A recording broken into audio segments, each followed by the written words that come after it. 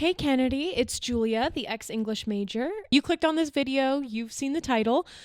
Today I am going to have no notes off the cuff, really just try to convince you that your next read should be Rebecca by Daphne du Maurier.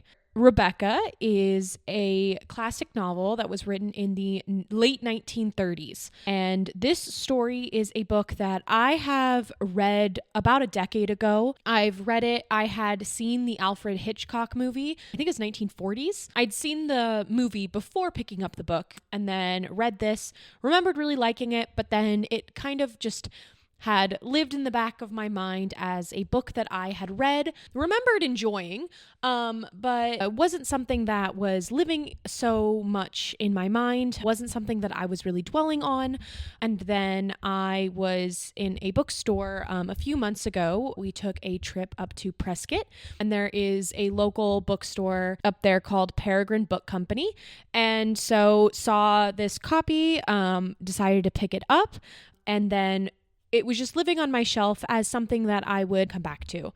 And I'm not sure if this video is going to go up before or after it. Spoiler alert, this might be anachronistic. I might have filmed this video after filming my January wrap-up, but depending on how the chips fall, we'll see if this goes up right before the January wrap-up or after it. But so spoiler if the January wrap-up hasn't come up yet, but especially towards the end of January, have been reading a lot of romantasy books. And so like anything that I do, if I am doing this something over and over again, I like to try to branch out, pick up something maybe unexpected, just so that way I'm not somebody who likes too much routine. I get bored pretty easily. I will fixate on something and then after a while, I just need to switch it up and do something completely different. And so on a whim, just decided to pick up my copy of Rebecca since I had read the story, but didn't really remember much other than some of your basic story beats. But this book is absolutely fantastic.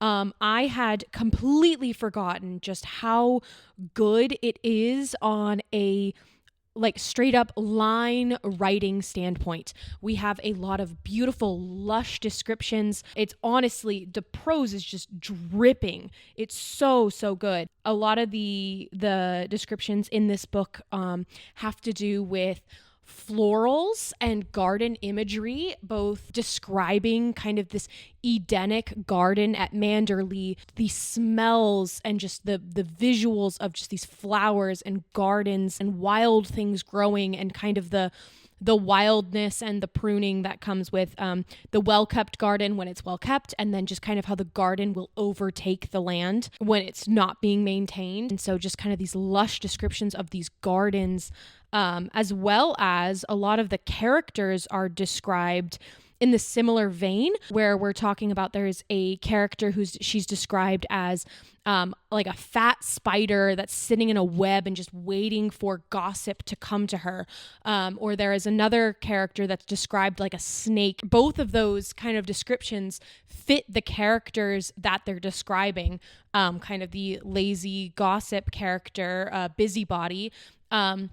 And then kind of the twisted asp of a person who is just putting on one face one way, and then you find out later more about them and how they might be more duplicitous than they seem. And so very, very well done. Definitely is something that if you are interested in beautiful writing, pick this up. One thing I will say about this too that is completely in Rebecca's favor is it is a story that it was written in the late 1930s, but it is shockingly modern in how it goes about telling the story and in some of the word choices that they're using. One thing that I have found with classics is that they can be a little bit intimidating to somebody, especially if you are new to either reading or new to reading older books. One thing that can happen, and it's a valid criticism that I've seen, is over time we've kind of changed how we go about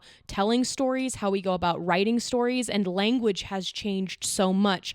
You pick up Shakespeare, and it's almost indiscernible. You go even further and you pick up something like a Beowulf or The Wanderer, where it's written in Old English and it's something that you need translations for. You know, it's technically English, but I certainly can't read it. Most people can't read it. You would need a translation for the English even. And so sometimes when we are branching into classics, some of those older classics, it is something that is difficult to follow. Some of the diction can be a little bit out of date. It would be a good way to describe it. Rebecca, this book definitely does not fall in that camp. Daphne is using some really, really beautiful language, wonderful, lush descriptions, but it still feels, for the most part, like something that would be written today when it comes to how the story is being told, as well as some of the words that she chooses. She's using very beautiful descriptive words, but they aren't words that you've never heard of. So it's not intimidating at all. It's something that is very, very accessible and very, very easy to pick up, especially if you are new to classics or you are intimidated by the classics. For a brief synopsis of what this book is about, in case for whatever reason you haven't heard of it, I know that this story is fairly common. It is a classic. It is something that people talk about. It's discussed as being one of the best books of the 20th century. So it's not like this is I'm not giving you a sleeper recommendation by any stretch of the imagination. If you want some sleeper recommendations, I do have some of them for you, but this isn't anything groundbreaking. This isn't something that you've never heard someone talk about how good Rebecca is. But for a summary of the story, we are following a unnamed female character.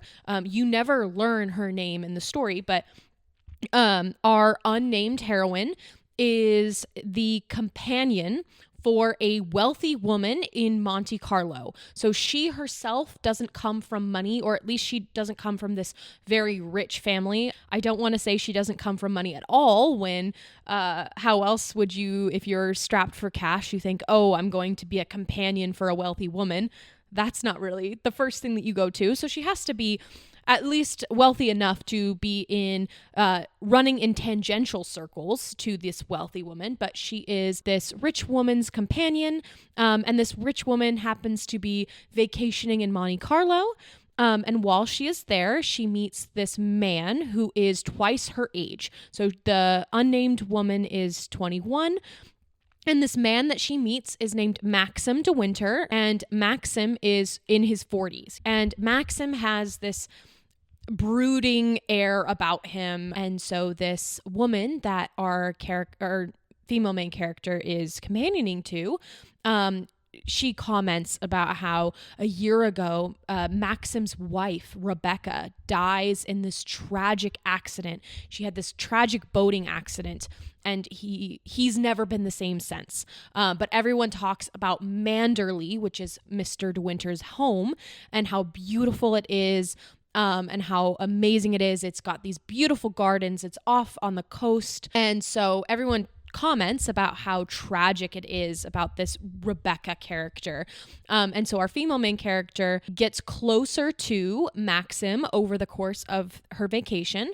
And when the rich woman who is kind of maintaining her lifestyle and who she's, being a live-in friend, a paid friend to, decides that she's sick of Monte Carlo. She's going to move to New York, and they're going to start vacationing in New York instead of Monte Carlo. And that, we're leaving tomorrow. Our character goes to Maxim, and she's really sad about this because she's gotten close to him over the time that she's been on this vacation. And he says, well, you can either go to New York with her, or you can marry me and be my live-in companion as my wife. And so our unnamed female main character is suddenly swept up and swept away. They have a quickie wedding, just a quick courthouse wedding where they sign a few papers with no witnesses, and that's them married. And now she is, after a very brief honeymoon in Italy, she is suddenly the mistress of this grand estate, and she is thrust into this world that she has been seeing from afar, but that she has no idea how to fill this role and fill the shoes that are left behind by Rebecca. And Rebecca is this beautiful, larger than life ghost of a woman who kind of haunts this house, haunts Maxim. And there are little pieces of Rebecca that she is finding, our main character is finding throughout the home. And she is suddenly everything that she's doing, she's overthinking, and how would Rebecca do this? And oh, I just wish I could be more like Rebecca, and Rebecca touched this vase, and Rebecca picked these flowers, and Rebecca wrote these letters. And so she's spending time with her husband, who he has never once said that he loves her. And so she, being a young woman, she's 21, she has no life experience, her husband is treating her like a child, and suddenly she feels like she's playing dress up. There was this beautiful, gorgeous, sophisticated, smart, extravagant woman who died, and now she is just trying to fill her shoes. And we find out as the story goes what happened to Rebecca, what happened with this tragic accident, and maybe there is more to the death of Rebecca that meets the eye,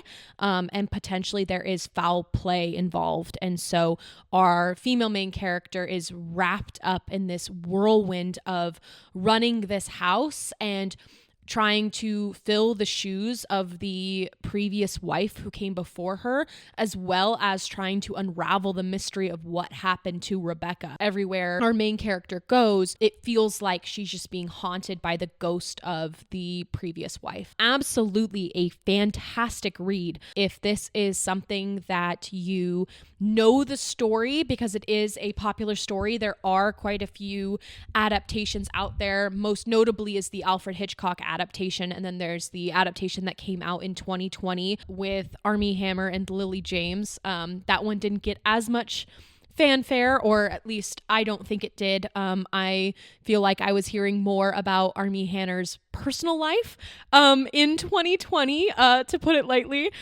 Some of maybe his culinary habits at that time more than what the actual movie.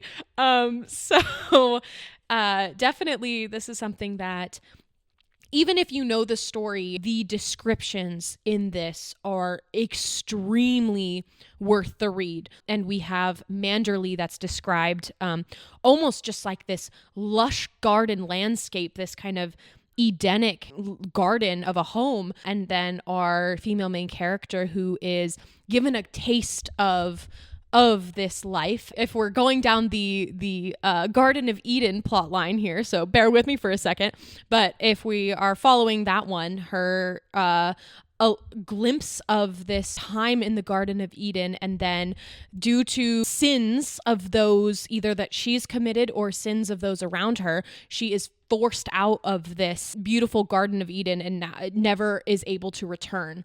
And that's not even a spoiler. You know that she at one point is no longer allowed to go to Manderley. Even from page 1, we learn that she is thinking back of her time at Manderley, knowing that she'll never go there again.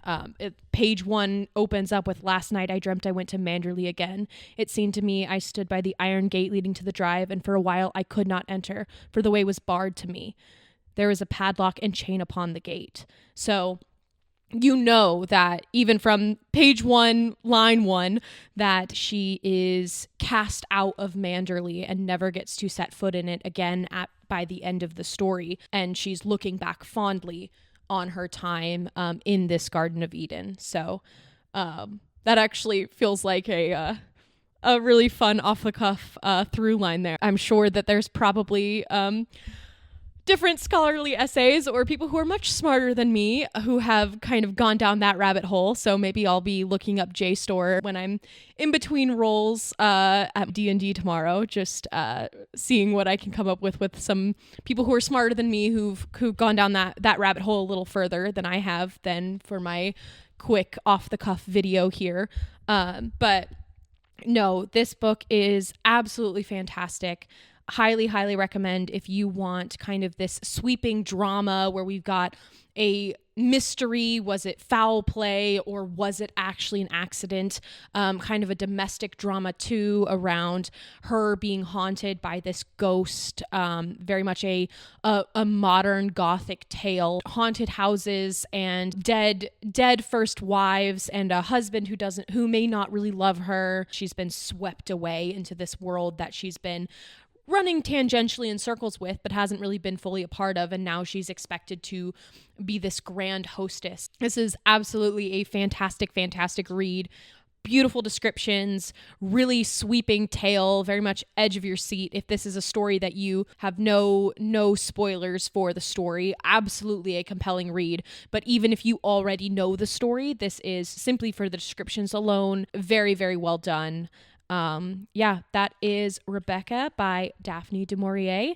Thank you for letting me gush about this. I feel like when I first picked this up, I was reading passages of this to my husband, and he's very, very good about it. He doesn't do any of the whole, "That's nice, dear," but I'm sure in the back of his mind, he was probably going, "That's nice, dear." So thank you for sitting down and letting me gush to you, person on the internet, person on the other side of my screen here. Please, if this is something that you either have read or think that you're going to read, we can keep the conversation going. Would absolutely love to gush with someone about this book. So yeah, thank you so much. And that is Rebecca by Daphne du Maurier.